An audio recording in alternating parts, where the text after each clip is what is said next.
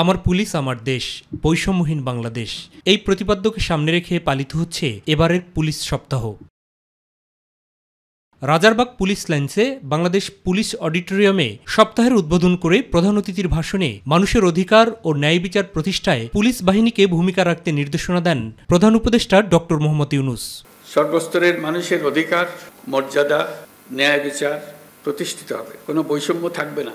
যুগ যুগ ধরে এটাই ছিল মানুষের মহান আকাঙ্ক্ষা।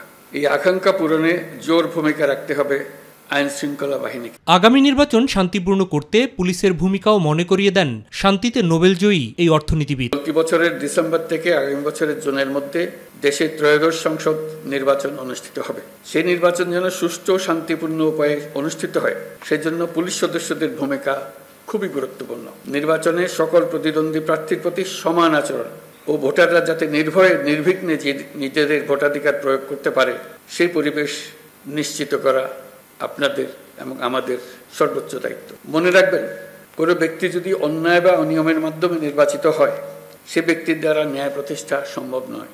সুতরাং নিশ্চিত করুন যাতে কারো দ্বারা ব্যবহৃত না হন। নারী ও শিশুদের প্রতি সহিংসতা রোধে পুলিশ বাহিনী কি ধরনের ভূমিকা রাখবেন তারও নির্দেশনা দেন প্রধান উপদেষ্টা। দেশের মানুষ নারীর প্রতি সহিংসতা প্রতিরোধে পুলিশ বাহিনীকে খুব শক্তিশালী ভূমিকায় দেখতে চায়। আমি আপনাদের প্রতি আহ্বান জানাই, নারী ও শিশুর নিরাপত্তায় সর্বোচ্চ সংবেদনশীল হয়ে কাজ করবেন। পুলিশের প্রতি দেশের জনগণের আস্থা ফেরাতে বাহিনীর সদস্যদের প্রতিও আহ্বান জানান তিনি। স্বৈরাচারী শাসনামলের 15 বছরে দেশের পুলিশ বাহিনীকে দলীয় বাহিনীতে পরিণত করায় সমস্ত ব্যবস্থা ধ্বংস হয়ে গিয়েছিল।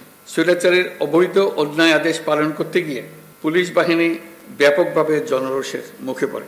অনেক সৎ পুলিশ সদস্যদেরও এই জন্য মাশুল দিতে হয়েছে। আমাদের সবচেয়ে বড় চ্যালেঞ্জ হলো বিগত 16 বছরে পুলিশ জনগণের মধ্যে যে দূরত্ব সৃষ্টি হয়েছে, সেই দূরত্ব কমিয়ে আনা। পরাজিত শক্তি যেন দেশকে অস্থিতিশীল করতে না পারে, সে ব্যাপারেও সতর্ক দৃষ্টি রাখার কথা বলেন ডক্টর মোহাম্মদ ইউনূস।